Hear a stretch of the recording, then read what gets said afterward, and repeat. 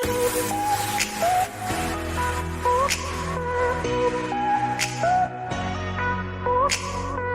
हम लोग बात करेंगे काशी विश्वनाथ के बारे में, जो कि अद्भुत और ऐतिहासिक कदम मोदी जी ने उठाया है। हमारे प्रधानमंत्री मोदी जी और यूपी के सीएम योगी आदित्यनाथ ने जो उठाया, और ये जो कदम उठाया इसके बाद जो 2019 में उन्होंने जमीन अधिग्रहण किया, लोगों के घर अधिग्रहण किया, उसके बाद से जो 1400 लोगों को वहां से विस्थापित किया गया, उन्हें इतना इनफ रेन्यूमरेशन दिया गया। भले उसके बारे में पॉलिटिक्स हुई थी, और उसके बाद जब उसे डेवलप किया गया है, आज काशी विश्वनाथ कॉरिडोर को जब डेवलप किया गया है, उसका तो आप लोग सब लोगों ने प्रसारण देखा ही होगा। बट आज मैं कुछ अपनी एक्सपीरियंसेस आपसे शेयर करना चाहता हूं। मैं 2 बार पिछले कुछ सालों में जाकर काशी विश्वनाथ बाबा का मैं दर्शन कर चुका हूं खुद से।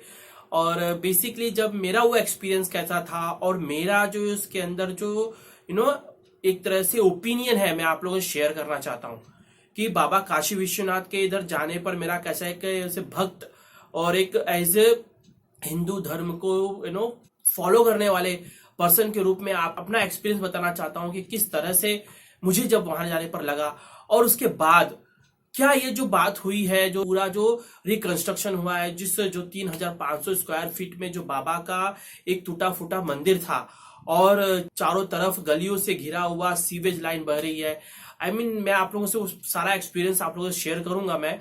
बट अब जो 5,20,000 स्क्वायर फीट में जो फैला हुआ है, उनका जो प्रांगण बनाया गया है और गंगा माता से उसको डायरेक्टली लिंक कर दिया गया है, तो क्या पूरी तरह से जिस तरह से अयोध्या में राम मंदिर बन रहा है उस तरह से ये हुआ है, तो उसके बारे में बात करेंगे। इसके पीछे पॉलिटिक्स के बारे में बात करेंगे, इसके पीछे जो साजिशें हैं उसके बारे में बात करेंगे इस वीडियो में। मैं आप लोगों से इसके पहले रिक्वेस्ट करूंगा कि प्लीज मेरे चैनल को सब्सक्राइब करिए, लाइक करिए। जब मैं यूपी गया था कुछ साल पहले, वहां फोटो नहीं लग सकते। बेसिकली जब संकट मोचन मंदिर में जो बम ब्लास्ट हुए थे, उसके बाद से संकट मोचन मंदिर और बाबा के यहाँ पे काशी विश्वनाथ में आप मोबाइल नहीं ले जा सकते, वहां पे मनाही है।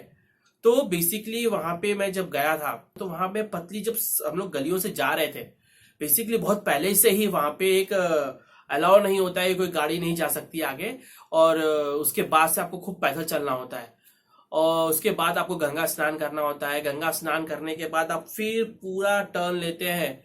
सुबह सुबह जाते हैं, हम लोग 3:30 बजे उठ गए थे, और कैंट के यहाँ से हमने ओला पकड़ा था, वहीं पे रोक दिया चौराहे पे। वहां से हम लोग गए, गंगा स्नान किए। फिर गंगा स्नान करने के बाद बीच में काशी विश्वनाथ मंदिर है, और उसके पहले बाबा के पहले आपको काल भैरव मंदिर का दर्शन करना जरूरी होता है, क्योंकि काल भैरव बाबा जो है वो पूरे वाराणसी नगरी के द्वारपाल हैं। तो पहले बाबा की जो दर्शन करने से पहले आपको बाबा काल भैरव का आपको दर्शन करना जरूरी होता है, नहीं तो फलित नहीं होता है।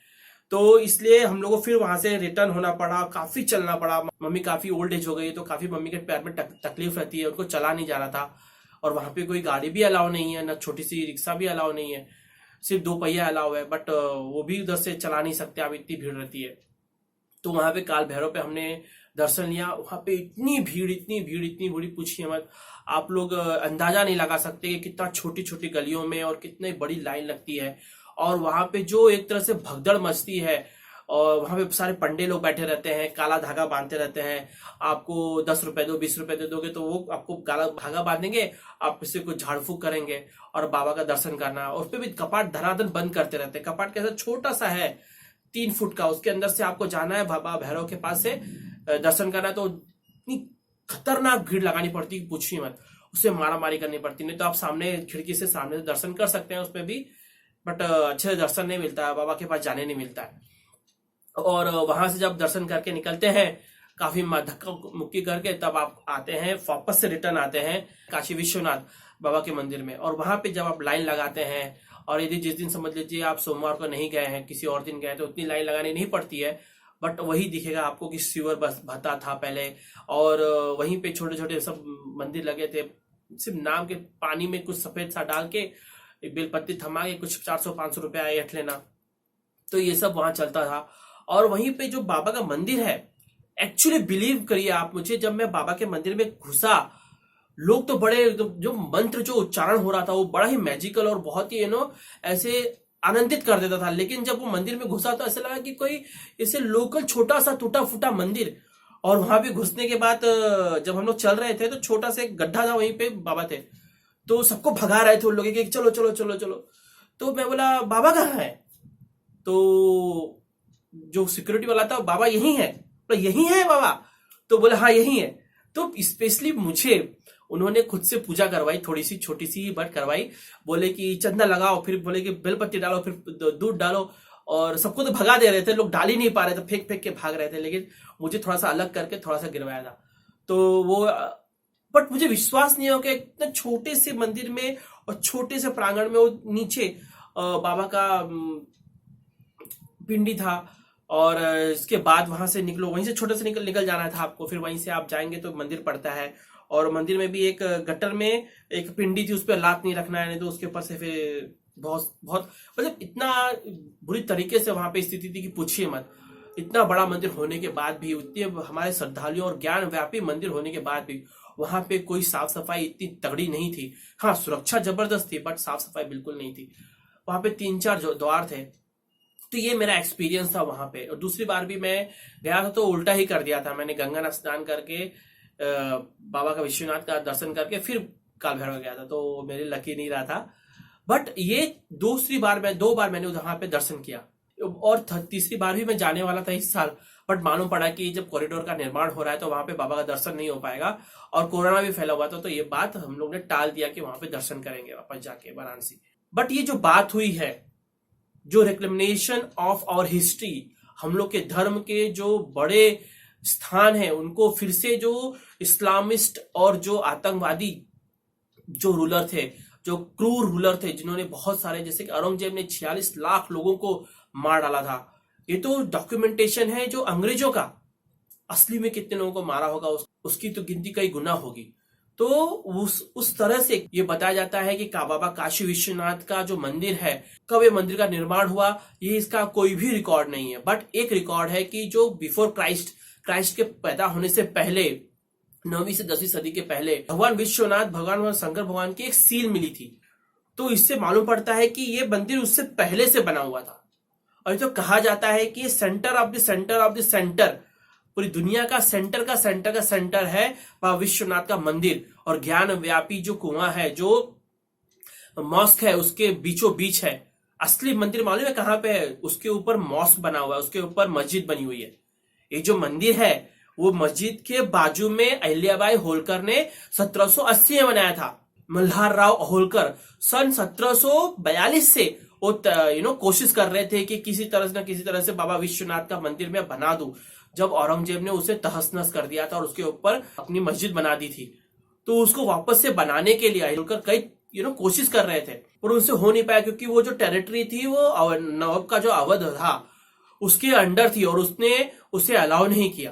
तो बाद में उनके बहू अहिल्याबाई होलकर ने 1780 में वहां पे बाबा विश्वनाथ का मंदिर बाजू में बनाया। तो असली मंदिर जो है ना, वो मस्जिद के अंदर जो ज्ञानवापी कुआं है वो है मस्जिद, वो है बाबा विश्वनाथ का मंदिर। और मेन पिंडी जो है, जब आतताई जब हमला करने आए तो पंडित ने वो पिंडी लेके ज्ञानव्यापी कुएं के अंदर छलांग लगाई दी थी। तो कहा जाता है कि जो मेन लिंग है वो उस मस्जिद के अंदर जो कुआं है, ज्ञानव्यापी वेल कुआं, उसके अंदर है। तो ये जो मंदिर है वो अहिल्याबाई होलकर द्वारा बनाया गया है बाजू में। और एक यहां तक कहा जाता है कि काशी में 1099 मंदिर होने की जो बात कही गई है, और उसका जो सील है और उसका जो डिजाइन है वो बेसिकली जेम्स प्रिंसेप उन्होंने खुद ये बताया कि ये प्राचीन मंदिर का जो डिजाइन है वो अलग है। और ये जो बनाया गया है इसमें तो बीच का गुंबद जो है मंदिर का वो तो मुस्लिम आकृति का है, और दो जो है वो हिंदू आकृति का है, बट जो छोटा सा है वो मुस्लिम आकृति का है। तो ये असली मंदिर नहीं है। असली मंदिर वो काशी विश्वनाथ का जो है वो मॉस्क के अंदर है, वो है मंदिर। जब तक वो रिक्लेम नहीं होगा तब तक वो मंदिर पूर्ण तरह से कब्जे हमारे हिंदुओं के लिए फ्री नहीं होगा। जिस तरह से हमने अयोध्या में किया, जिस तरह से बाबरी को गिराया, वहां पे फिर से जहां पे रामलला जन्मे थे वहीं पे अब अयोध्या नगरी बसेगी, वहीं पे राम भगवान का भव्य मंदिर बनेगा। तो जब तक ये पूरा तरह से वो हटेगा नहीं तब तक वो मंदिर नहीं पूर्ण कहलाएगा। अब इसके बारे में बात करते हैं, कितने बार बाबा विश्वनाथ के मंदिर को तहस नहस किया गया। जो कि एक ज्ञान व्यापी मंदिर था, जो कि सेंटर ऑफ नॉलेज था, अध्यात्म का, ये धर्म का, जितने भी वहां पे नॉलेज की बात होती थी वहीं से ज्ञान प्राप्त किया जाता था। और बहुत इसके बारे में किंवदंतियां हैं, बट इतना प्राचीन मंदिर, इसे इतनी बार ध्वस्त किया गया कि आप इसे गिन भी नहीं पाएंगे। और एक तरह से हिंदुओं के रेजिस्टेंस का, जिस तरह से कहते हैं ना कि इराक में, ईरान में इन्होंने 15 साल में, 20 साल में इस्लाम ने वहां पे हमला करके उन्हें कन्वर्ट कर दिया, पर भारत हजारों सालों से वहां पे लड़ते आया है, हर पूरे भारत में लड़ते आया है। सन 1033 में मोहम्मद गजनवी के द्वारा भी वहां पर बहुत तहस नहस किया गया था, मंदिरों को तोड़ दिया गया था। फिर उसके बाद फिर से बनाया गया, हिंदुओं ने फिर से बनाया, फिर और 1194 में मोहम्मद गौरी ने फिर से हमला करके, जिस समय इस्लामिस्ट जो हमलावर थे वो आते जा रहे थे और बार बार देखते थे कि मंदिर बन गया है, तो उसे वो तहस नहस करते चले जा रहे थे। मोहम्मद गौरी ने भी सारे मंदिरों को तोड़वा दिया था। और मोहम्मद गौरी ने जब वहां से लूटा था तो इतना सारा था कि उसे जो ढुलवाने के लिए उसे 1400 ऊंट लगे थे।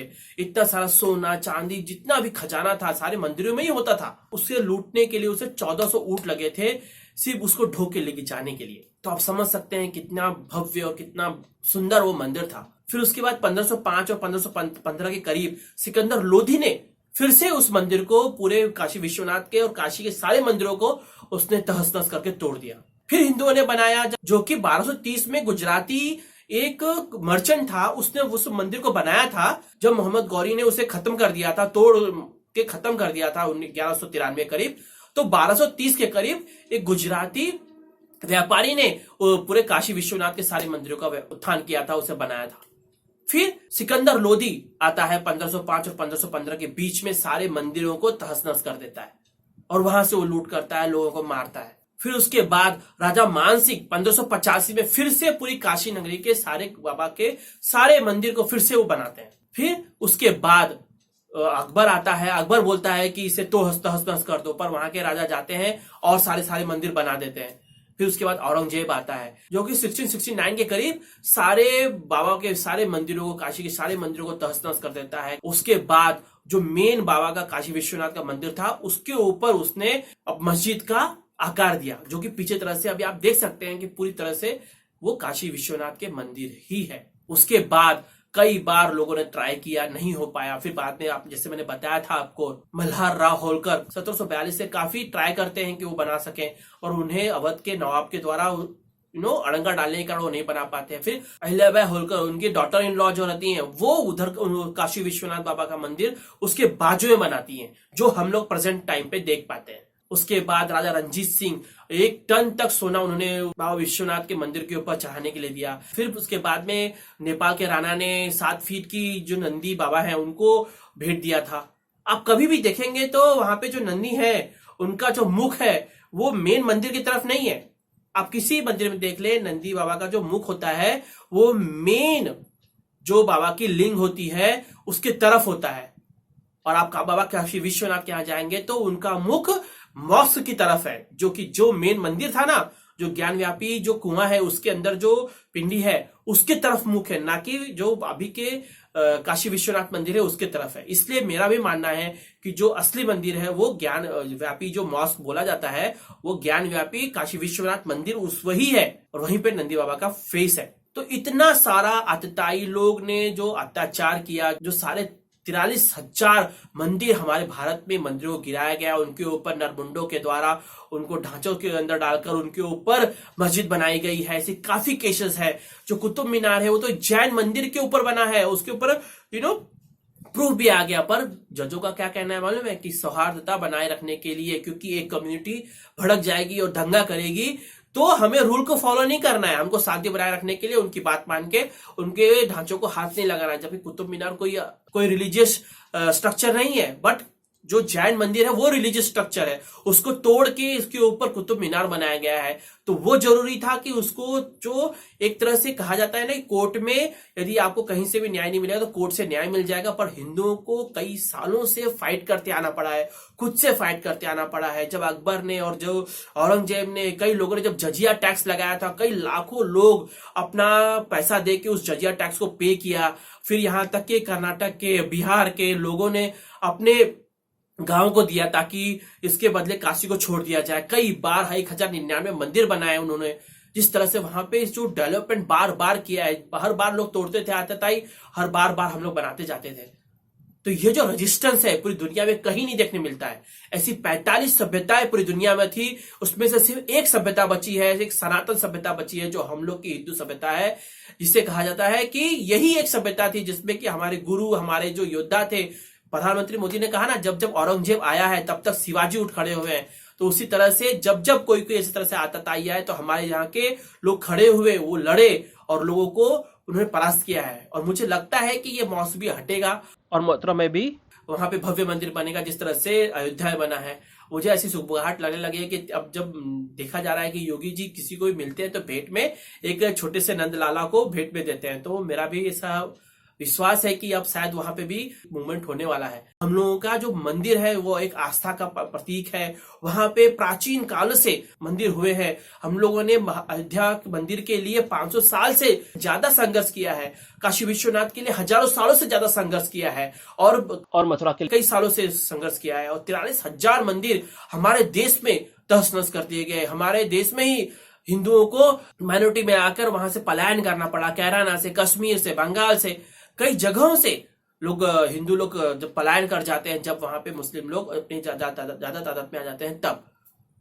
तो उन्हें समझना पड़ेगा और उनको ये बात माननी पड़ेगी कि अब ये हिंदुओं को ये मंदिर वापस कर देना चाहिए और ज्ञान व्यापी जो मस्जिद है उसे हटा के वहां पे भव्य मंदिर बनाना चाहिए। और तब जाके पूर्ण तरह से काशी विश्वनाथ जो प्रोजेक्ट है वो पूरा होगा मेरे हिसाब से। और मथुरा में जब पूरी तरह से मंदिर बन जाएगा तब जाके एक तरह से पूरे हिंदुओं के जो मेन 3 आस्था के प्रतीक हैं जिन्हें तहस नहस किया गया, उन्हें बड़े मंदिर के रूप में जब उन्हें एक शक्ल दी जाएगी, तब जाके साउथ के मंदिरों की तरह जब चगमगाहट उनमें होगी, तब जाके एज ए हिंदू मुझे ऐसा कुछ लगेगा कि मुझे कुछ न्याय मिला है। जिस तरह से पहले योगी आदित्यनाथ के पहले जो चीजें थी वहां पर तो बहुत ही हालत खराब थी, बट आई होप अब ये चीज अच्छी हो गई है और बड़ा अच्छा दिख रहा है।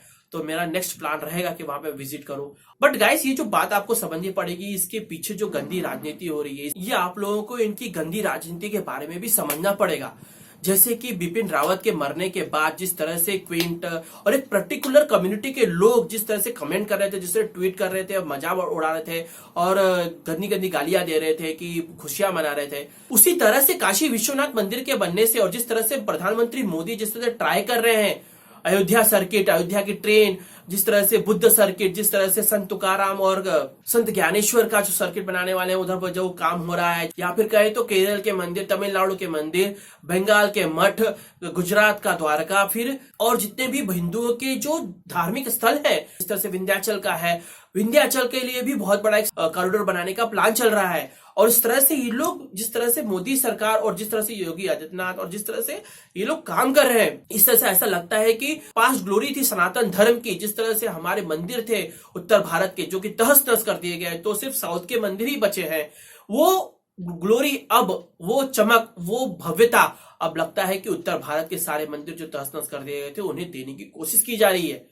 और इस पैमाने पर की जा रही है कि जिससे कि मिर्ची तो लगना इन लोगों को स्वाभाविक है। ये लोग इस तरह से बार बार, जब ये जो प्रॉब्लम, ये जो चीज पॉसिबल हो पाई है, ये मोदी के आने के बाद ही हो पाई है। अभी भी लोग मोदी को क्रिटिसाइज करते हैं और बोलते हैं कि हमको ये नहीं मिला, वो नहीं मिला। अरे ये सोचिए कि यदि इस कोविड में यदि मोदी नहीं होते तो क्या हालत हुई होती, और क्या ये मंदिर का उत्थान हो पाता, क्या फिर जज वो डिसीजन दे पाते जिससे कि अयोध्या मंदिर बन पाने की डिसीजन आ पाती, क्या काशी विश्वनाथ का कॉरिडोर बन पाता, क्या आप लोगों को फ्री राशन मिल पाता। हमने बहुत सारी ऐसी योजनाएं देखी हैं जो कांग्रेस सरकार ने चलाई, पर किसी भी लोअर जिसे मिलना चाहिए सुविधा वो किसी को नहीं मिली। वो तो सब मझोले और कांग्रेसी लोगों के जेब में ही जाती हैं। तो ये मेन इस बात के लिए जो सबसे बड़ा शुक्रिया कहना पड़ेगा वो मोदी जी को जरूर करना पड़ेगा, और दूसरा योगी आदित्यनाथ को करना पड़ेगा, क्योंकि इनके कारण ही ये सब चीज हो पाई है पॉसिबल। हाँ, कुछ बातें हैं जो कि शिक्षा नीति के बारे में मेरा कुछ क्रिटिसिज्म है, और फिर बाद में जिस तरह से टैकल करना चाहिए लेफ्टिस्टों को, जिस तरह से जो इस्लामिस्ट है, और जिस तरह से किसानों के मामले में जिस तरह से क्रिश्चियनिटी के जिस तरह से फैलाव हो रहा है भारत में, और जिस तरह से धर्मांतरण हो रहा है, जिस तरह से हिंदुओं के मंदिरों पर कब्जा किया जा रहा है, उनके पैसों पर कब्जा किया जा रहा है, जिस तरह से कन्वर्जन हो रहा है, जिस तरह से कोरोना पे मैंने वीडियो बनाया है कि क्रिश्चियंस और मुस्लिमों ने, क्रिश्चियंस ने बेसिकली बहुत ज्यादा फायदा उठाकर, आईएमए के चीफ ने उठाकर ऐसे बहुत सारे प्रूफ मैंने दिए कि वो धड़ल्ले से कन्वर्जन कर रहे हैं। तो उसके लिए कुछ तो क्रिटिसिज्म है, बट इस जगह पर प्रधानमंत्री मोदी और योगी आदित्यनाथ की बड़ाई जरूर करना पड़ेगा, क्योंकि इस तरह से कोई भी आज तक इतने हजार सालों तक कोई भी उत्थान सारे हमारे प्राचीन मंदिरों को नहीं हो पाया था। जो पॉलिटिक्स हो रही है इसे आपको समझना पड़ेगा, इससे दूर होना पड़ेगा। यदि नहीं करेंगे तो आप अपने ही पैरों पर कुल्हाड़ी मार देंगे, और उसके बाद क्या होगा कि ये लोग फिर से आएंगे और सारी चीजें ठप हो जाएंगी और रिवर्स हो जाएंगी। ये आप लोगों को मालूम नहीं, धारा 370 भी हट सकती है। जिस तरह से किसान लॉ वापस हुए ना, अभी हर लॉ वापस करने की बात उठेगी और हर लॉ वापस हो जाएगा। जिस तरह पंजाब में क्रिश्चियन मुख्यमंत्री बन गया है, उस तरह से जो धड़ल्ले से 10 साल के अंदर 1% से क्रिश्चियन 10% तक पंजाब में क्रिश्चियंस हो चुके हैं, वहां पर भी अब क्रिश्चियंस की बाढ़ आने वाली। उसी तरह से भारत में हो जाएगा। यदि मुस्लिम या क्रिश्चियन प्रधानमंत्री बन जाता है तो भारत में जो एक तरह से हिंदुओं का विनाश हो जाएगा या विनाश को कन्वर्जन होगा, जो हिंदू संस्कृति को धक्का लगेगा, जो हिंदुओं के पैसे का जो पैसा लेके जो दूसरे धर्मों को दिया जाएगा, वो तो आप लोग देखते आए हैं, वो वापस होगा। इसलिए आप लोगों को ये बात समझ के, जिस तरह से चुनाव आ रहा है उत्तर प्रदेश में, यदि आप यूपी के लोग हैं तो यदि मेरा वीडियो देख रहे हैं तो कुछ लोगों के पास ही पहुंचता है मेरा वीडियो, तो उनसे और लोगों को शेयर करिए और प्लीज ये बताइए कि ये जो सरकार है, इसे कितनी भी हमारी सरकार है कितनी भी गलती करे तो हमें उसे क्रिटिसाइज करने का हक है, बट हमारी सरकार को गिराने का हक हमें नहीं है। ये जो हिंदूज हैं अपने ही पैर पे कुल्हाड़ी मारते हैं। जो क्रिश्चियन से कभी भी यदि पादरी एक बात कह देता तो उसी को वोट देते हैं, जो मुस्लिम मुल्ला एक बार कह देता तो उसी को वोट देते हैं। तो हम लोग क्यों अलग होकर वोट देते हैं? क्यों यादव को, क्यों कांग्रेस को, क्यों मायावती को अलग अलग वोट करके हम बीजेपी को नुकसान पहुंचाए? ऐसा कभी नहीं करना चाहिए। कि जो भी हिंदू वैल्यूज को लेके साथ में चलेगा उसे सपोर्ट करना बहुत जरूरी है। नहीं तो जो हिंदू एक गिर के शेर की तरह एक जगह पर, मतलब जैसे गिर का शेर एक सिर्फ गुजरात के जंगलों में ही है, उसी तरह से हिंदू सिर्फ भारत में ही बचे हैं। यदि यहां से हिंदू खत्म हो जाएगी, यहां सभ्यता खत्म हो जाएगी, तो समझ लीजिए कि आप लोग फिर किस तरह से भागेंगे। वो तो जी उसको सपोर्ट करने के लिए कुछ लोग थे, उनको जमीन दे भी दी गई, हिंदू को तो कोई जमीन भी नहीं देगा, क्योंकि आपको मारने के लिए इस्लामिस्ट और क्रिश्चियंस तैयार बैठे हैं। तो आपको जिसको वोट देना है वो भी आपको सोच समझ के देना पड़ेगा, नहीं तो आपकी लाइफ है, आप डिसाइड करिए। मेरा तो एक कर्तव्य था कि मैं आप लोगों से कुछ बात करूं, मैं आप लोगों से बात करना चाहता था, मेरे एक्सपीरियंस बताना चाहता था, क्या पास्ट में हुआ था उसके एक्सपीरियंस बताना चाहता था। और जो ये बात हुई है बहुत अच्छी बात हुई है, बट जो ज्ञानव्यापी जो मॉस्क बताया जाता है, जो मस्जिद है, उसे हटाना और वहां पे जाके मंदिर बनाना बहुत जरूरी है। तब जाके ये बाबा विश्वनाथ का कॉरिडोर पूर्ण तरह से संपूर्ण होगा। और ये मेरा मानना है कि ये बात होनी चाहिए और होगी शायद। आई थिंक इतना हो चुका है तो शायद आगे भी बात बनेगी, कुछ प्लान होगा और उसके लिए हम लोगों को खड़ा होना पड़ेगा।